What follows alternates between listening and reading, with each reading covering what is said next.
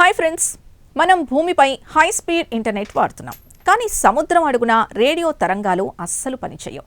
దానికి పరిష్కారాన్ని చూపుతూ ఇప్పుడు లేజర్ కిరణాల్ని ఉపయోగించి నీటి లోపల కూడా అత్యంత వేగంగా డేటాని చేరవేస్తున్నారు.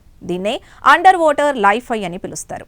సముద్ర గర్భంలో జరుగుతున్న ఆ డిజిటల్ విప్లవం వెనుకున్న వాస్తవాల్ని ఈ ప్రత్యేక కథనంలో తెలుసుకుందాం. ఈ అబ్బురపరిచే సాంకేతికతను సౌదీ అరేబియాలోని King Abdullah university of science and technology పరిశోధకులు అభివృద్ధి చేశారు.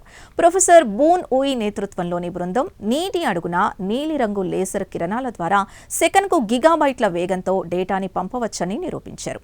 సముద్రం అడుగున ఉన్న రోబోలో సెన్సార్లకు ఇది ఒక వరమని లేటెస్ట్ ఆప్టికల్ కమ్యూనికేషన్ నివేదికలు చెబుతున్నాయి. సముద్రపు నీరు రేడియో తరంగాల్ని వేగంగా పీల్చుకుంటుంది. కానీ దృశ్యకాంతి, ముఖ్యంగా నీలి ఆకుపచ్చ రంగు కిరణాలు నీటిలో ఎక్కువ దూరం ప్రయాణించగలవు. ఈ లేజర్ కిరణాల ద్వారా హెచ్డీ వీడియోల్ని కూడా నీటి అడుగున లైవ్ స్ట్రీమింగ్ చేయవచ్చు.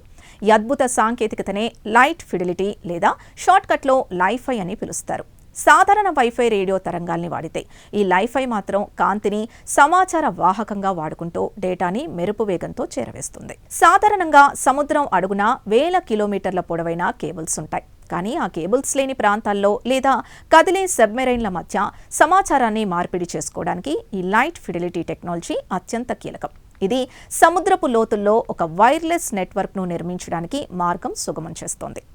నిజానికి ఈ సాంకేతికత కేవలం సమాచారానికే కాదు, సముద్రపు జీవరాశిని అధ్యయనం చేయడానికి కూడా ఉపయోగపడనుంది. సముద్ర గర్భంలో పర్యావరణ మార్పుల్ని నిరంతరం పర్యవేక్షించే సెన్సార్లు ఈ లేజర్ల ద్వారా తక్షణమే డేటాని భూమికి పంపగలవు. సముద్రాల్ని కలుషితం చేయకుండా, ఎటువంటి శబ్దం లేకుండా సమాచారాన్ని చేరవేసే అత్యంత సురక్షితమైన మార్గం ఇది. ఈ పరిశోధన ఫలితాలు భవిష్యత్తులో సముద్ర గర్భ మైనింగ్, చమురు అన్వేషణ రంగాల్లో విప్లవాత్మక మార్పులు తీసుకురానున్నాయి.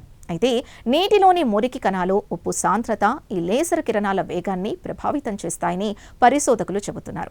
ఈ ఆటంకాల్ని అధిగమించడానికి మరింత శక్తివంతమైన సెన్సార్లను రూపొందిస్తున్నారు. సముద్ర గర్భం ఇప్పటికే కేబుల్స్ ద్వారా కనెక్ట్ అయి ఉన్నప్పటికీ ఈ కొత్త లేజర్ టెక్నాలజీతో సముద్రం లోపల పరిశోధనలు చేసే రోబోలు, డ్రైవర్లు ఇప్పుడు కూడా ఒకరితో ఒకరు వైర్లెస్ గా మాట్లాడుకోగలరు. ప్రకృతిలో ఎదురయ్యే ప్రతి సవాల్కి పరిష్కారం కనుగొంటూ ముందుకు తీసుకెళ్లే మనిషి మేధస్సు ఎంతో గొప్పది కదా. ఈ స్పెషల్ ఫీచర్ పై మీ అభిప్రాయాల్ని కామెంట్స్ లో తెలియజేయండి. ఇలాంటి కథనాల కోసం ఛానల్ ని సబ్స్క్రైబ్ చేసుకోండి.